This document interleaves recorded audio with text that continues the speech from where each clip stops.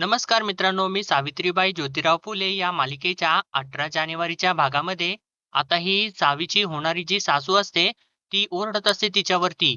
म्हणत असते, "घरामध्ये तोळ्यानं नाही तर किलोनं सोनं आहे, तरी बी रीतभातीनं कमी नाही. का कुणाला उलटा सवाल नाही. याला म्हणतात वळण. नाहीतर हे या तुमच्या पोरीला आमच्या नखाची बी सर नाही आणि चालली माझ्या पोराची वर परीक्षा घ्यायला. अहो, उद्या ही पोरगी मला उलटा सवाल करल. मग काय करायचं आम्ही?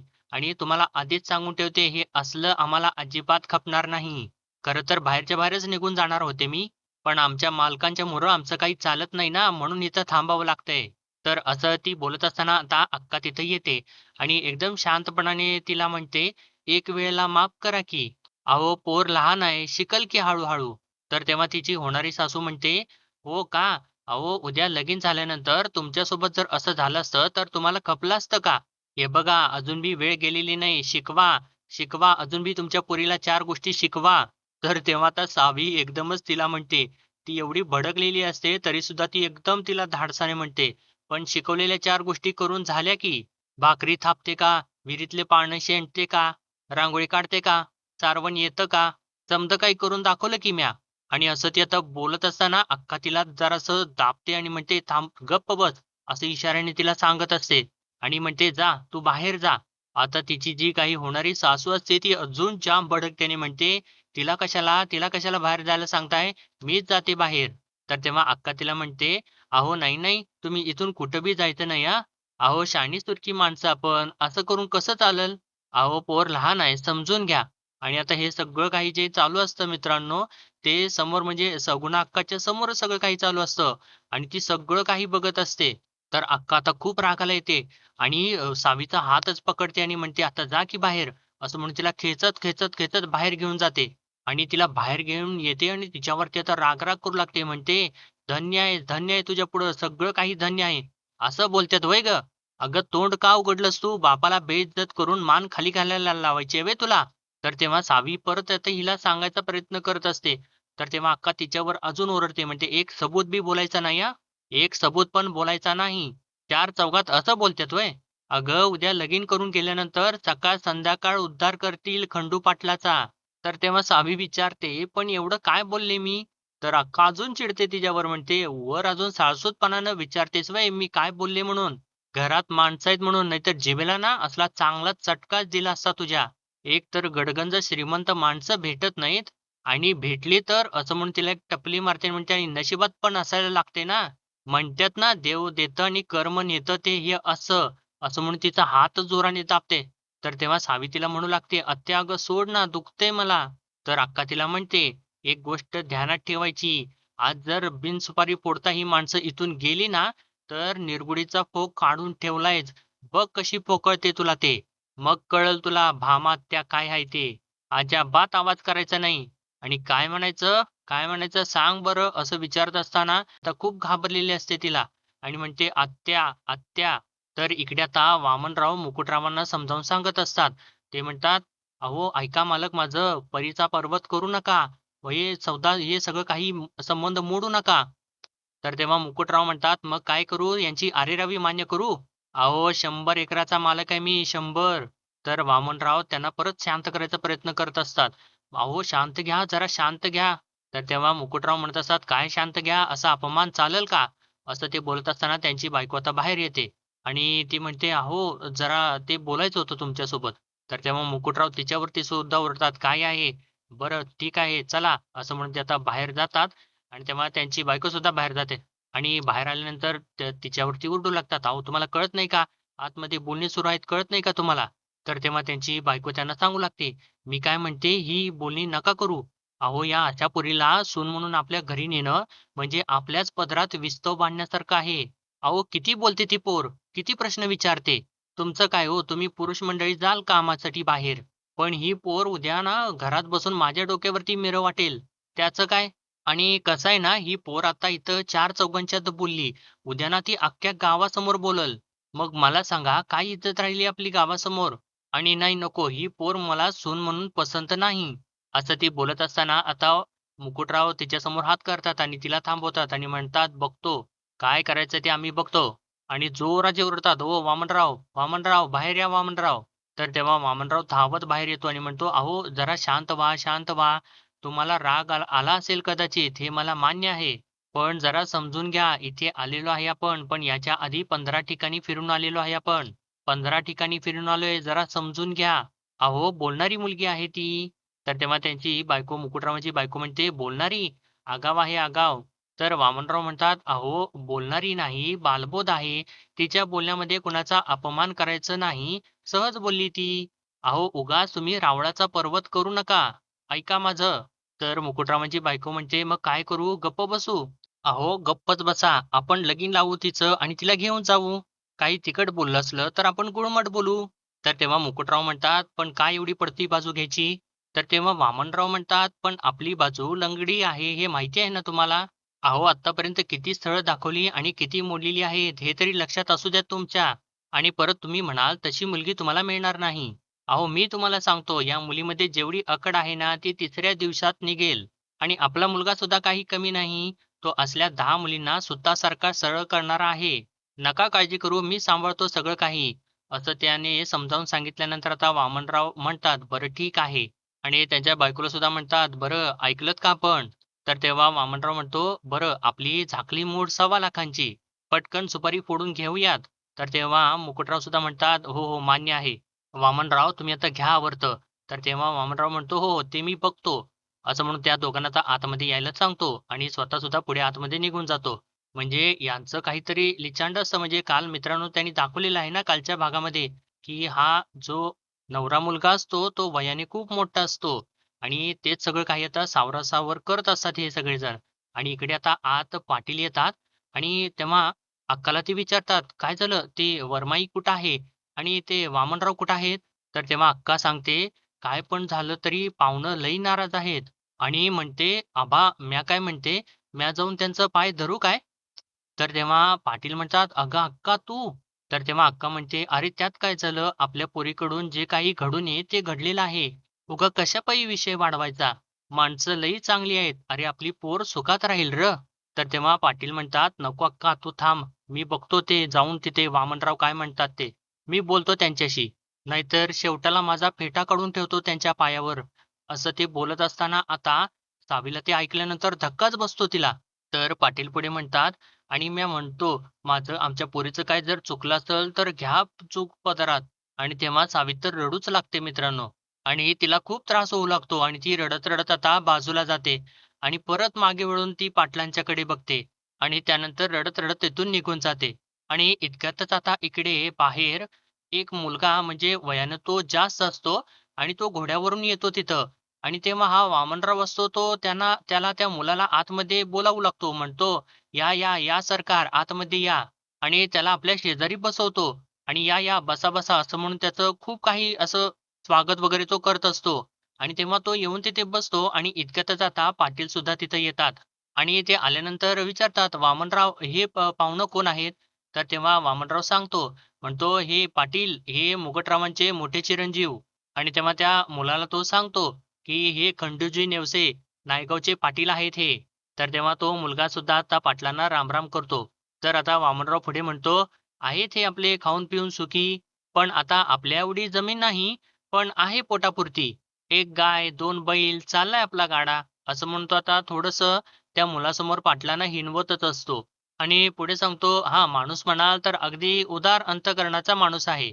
तर तेव्हा तो मुलगा एकदमच म्हणतो, "म्हणजे बराबरीचा नाही म्हणा की, पण काय हरकत नाही, घेऊ सांभाळून." असं तो एकदम तोऱ्यात वगैरे बोलत असतो.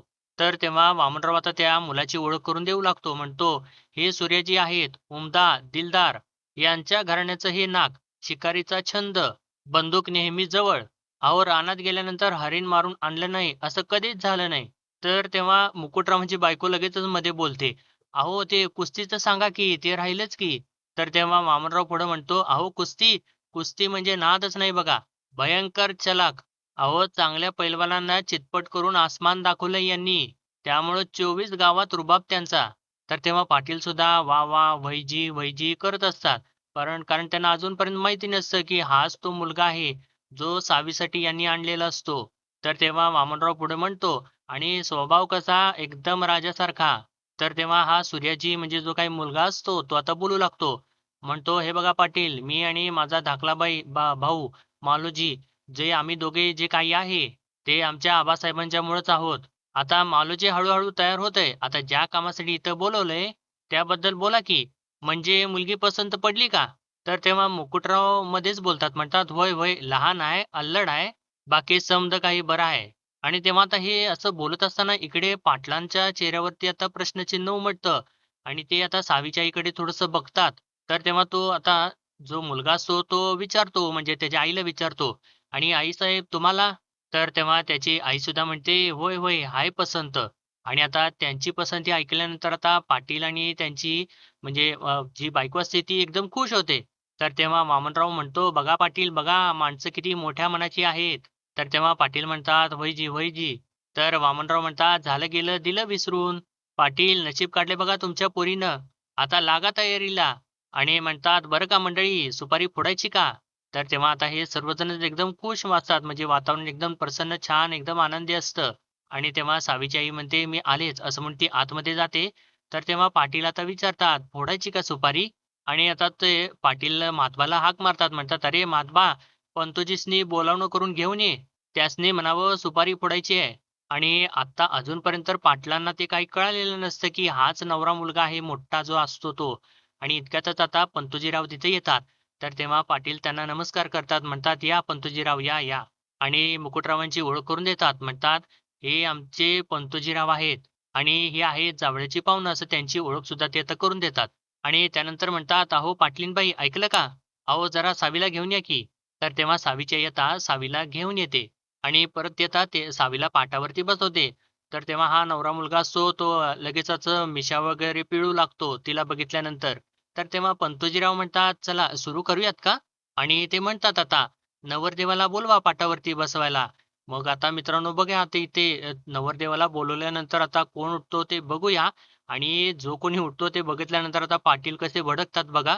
तर आता वामनराव असतात ते म्हणतात, "नवरदेव बसा पाटावरती."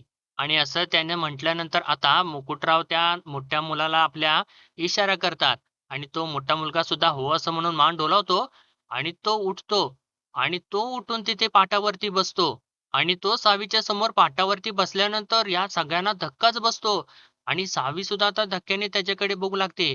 पण हे इकडे मुकुटराव, त्यांची बायको आणि हा वामनराव वगैरे असतात ते तर एकदम खुश झालेले असतात. ते हसतच असतात आणि तेव्हा पाटलांना सुद्धा एकदम धक्का बसतो. पाटील तर धक्क्यानेच त्याच्याकडे बघू लागतात, एकदा सावीकडे बघू लागतात आणि इकडे सावीच्या आईला सुद्धा धक्का बसलेला असतो. ती सुद्धा धक्क्याने एकदम त्याच्याकडे बघत असते आणि एकदा सावीकडे सुद्धा बघत असते. तर तेव्हा पाटील आता एकदम चवताळतात आणि उठूनच उभे राहतात. म्हणतात, "ए, ए, हे काय चाललेलं आहे?"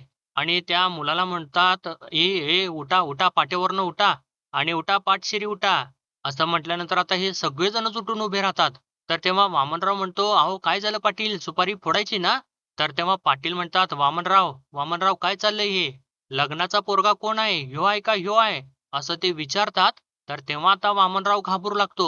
तर तेव्हा मुकुटराव म्हणतो, "अहो हे पाटील काय बोलणं झालं काय? हे बघा हा नवरा मुलगा आहे राजबिंडा, पैलवानगडी, मर्दगडी दिसत नाही व्हय तुम्हाला?" तर तेव्हा पाटील म्हणतात, "ह्यो? ह्यो नवरा मुलगा आहे?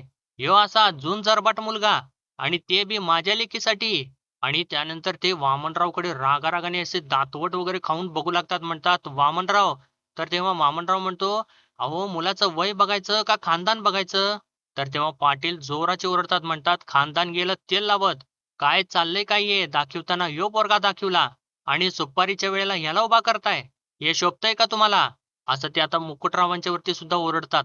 आणि वामनरावला म्हणतात, "आणि तू ये वामन्या. आणि तुला काय वाटलं मी दबून जाईन यांच्या श्रीमंतीमुळं? सोयरीक मान्य करीन. अरे हाड." आणि त्या मुलाला म्हणतात, "अरे उठ उठ."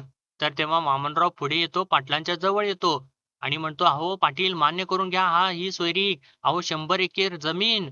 तर तेव्हा पाटील म्हणतात, "100 एकर जमीन, 12 बैलांची दावण, यांचा मोठा गंज बघून माझी पोरगी बांधायला निघालास व्हय तिथं? अरे जनावर वाटली रे माझी पोरगी तुला." असं म्हणून त्याची गळपटच पकडतात. आणि 10 वेळा सांगतोस होय मला याच्या बंदुकीची नळी, याच्या बंदुकीची नळी. असल्या नळ्या फुकणी म्हणून वापरतात आमच्या बायका, घरातल्या बायका चुलीमुळं. मोठ्या माणसात उठ बस व्हय यांची. अरे खानदानी मोठा आहे मी, खानदानी मोठा. देवगिरीच्या राजाच्या डोईवर आमच्याच तलवारीची सावली होती, असं ते आता मुकुटरावांना रागारागाने सांगत असतात. अलाउद्दीन खिल्जीच्या फौजेला आम्ही भिडलोय रणांगणात. रगात सांडून दौलत कमावली आम्ही. कोणाच्या शेजाला पाया पडून नाही. असं ते बोलत असताना आता मुकुटराव ओरडतात, पाटील. तर तेव्हा पाटील त्याच्यावरती सुद्धा बोट करतात, म्हणतात, ए मुकुटराव. आणि ते आता त्यांचं रूप बघितल्यानंतर आता सावीला सुद्धा धक्का बसतो.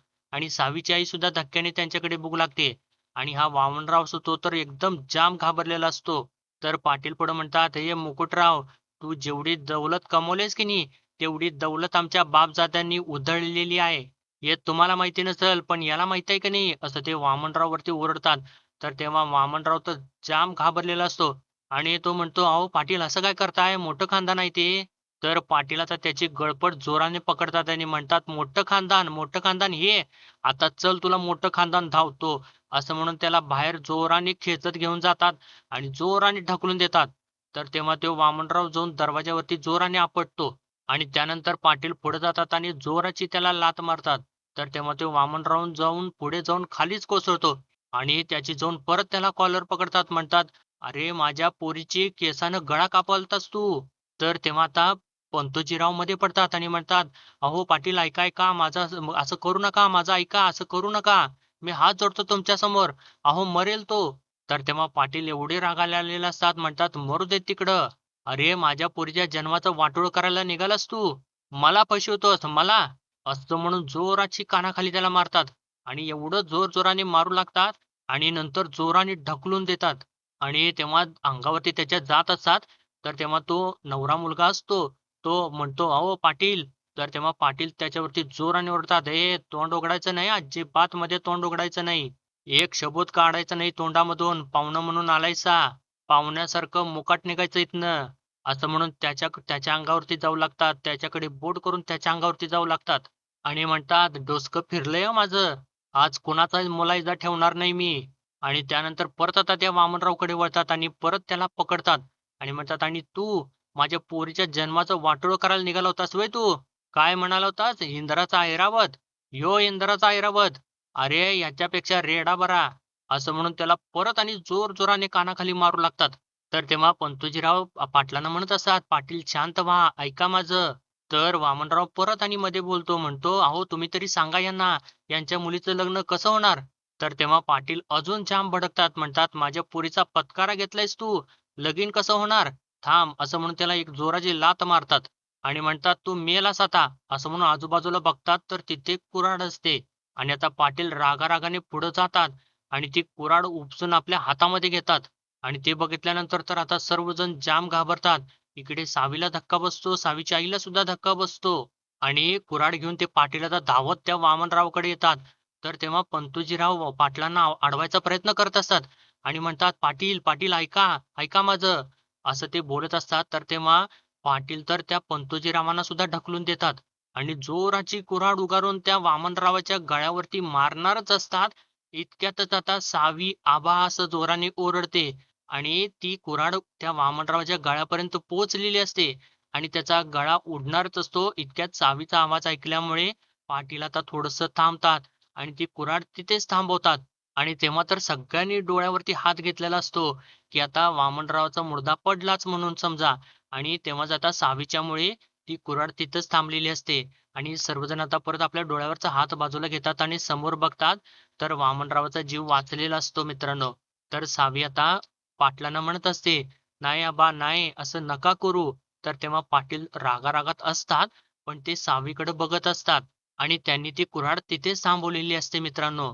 तर तेव्हा आता सावीची आई सावीला आपल्या जवळ घेते आणि तिला सुद्धा शांत करते. तर पाटील आता त्या वामनरावाला म्हणतात, "ज्या पुरीच्या आयुष्याचं वाटोळं करायला निघाला होतास, तिच्यामुळेच वाचलायस तू. नाहीतर मेला असतास." असं म्हणून ती कुऱ्हाड परत त्याच्या अंगावरती चालवता चालवता बाजूला टाकून देतात. आणि आता जोरात ओरडतात, "निघ इथून निघ." आणि त्या मुकुटरावाकडे हात करून म्हणतात, "आणि तुम्ही समदा बारदाना घ्यायचा आणि इथनं सुटायचं. माझ्या गावच्या वेशीच्या आत दिसायचं नाही परत. निघा." असं म्हणून ते जोराचे ओरडतात.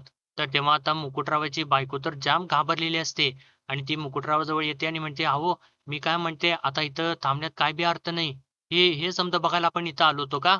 निदान या सगळ्यांचा स्वभाव तरी कळला." तर पाटील आता परत जोराने ओरडतात, "निघा." आणि असं त्यांनी ओरडल्यानंतर आता मुकुटराव इथून निघून जाऊ लागतात आणि ते बोलत असतात, "इथं अपमान सहन करून घ्यायला आलेलो नाही आम्ही. 100 एकर जमीन आहे आमची आणि अशा अशा मुली कोण सहन करून घेणार?" असं म्हणून ते बडबड करत चाललेले असतात. तर तेव्हा पाटील त्याच्यावरती सुद्धा ओरडतात म्हणतात, "ए, जा तू इथून. माझं मी बघीन ते काय करायचं ते. आणि लक्षात ठेव परत कुठल्या बाला फसवायला जाऊ नकोस." आणि असं सगळं काही मित्रांनो आजच्या भागामध्ये घडलेलं आहे आणि हे जे काही घडलेलं असतं ते फारच भयानक आणि विचित्र घडलेलं आहे मित्रांनो. तर आजच्या भागामध्ये एवढंच दाखवलेलं आहे आणि पुढील भागामध्ये आपण पाहणार आहोत. मित्रांनो आता पंतोजीराव पाटलांना समजावून सांगत असतात. ते म्हणत असतात, "उत्तम घर, श्रीमंती, आणखीन काय पाहायचं असतं? मुलगा, मुलाचं वय, हे सगळं काही नंतर पाटील." "नाही, नाही पाटील असं नाही. मुलीच्या बापाची मान नेहमी खालीच हवी." असं ते सर्व काही समजावून त्यांना सांगत असतात. पण पाटील मात्र अजून सुद्धा रागातच असतात. आणि ते सर्व काही सावी तिथं उभा राहून ऐकत असते. आणि त्यानंतर आता सावी विहिरीवरती पाणी शेंदायला गेलेली असते आणि तेव्हा एक बाई तिला म्हणत असते, "सावी, आता तुझा बी मुक्काम हालीव बाई इथून नायगावातून. किती दिवस राहणार असं आईच्या पदराखाली, बापाच्या सावलीखाली?" तर तेव्हा दुसरी बाई म्हणते, "पाटलांचं कसं आहे, गरीबही नको आणि वयानं मोठाही नको." आणि तेव्हा ती सगुणाक्का सुद्धा तिथंच उभी असते. तर सावी आता मनातल्या मनात म्हणते, "अरे बापरे! हे सगळं काय चालू आहे?" आणि त्यानंतर ती रात्री पाटलांच्याकडे जाते आणि त्यांना विचारते, "आबा, तुम्हाला तर माझ्या लग्नाची एवढी घाई होती, पण तुम्ही नाही का म्हणालात?" आणि तिने असं विचारल्यानंतर पाटलांचा ऊर तर भरून आलेला असतो मित्रांनो. तर मित्रांनो भेटूया आता परत उद्याच्या भागामध्ये. तोपर्यंत आपल्या व्हिडिओला लाईक, शेअर आणि सबस्क्राईब नक्कीच करा.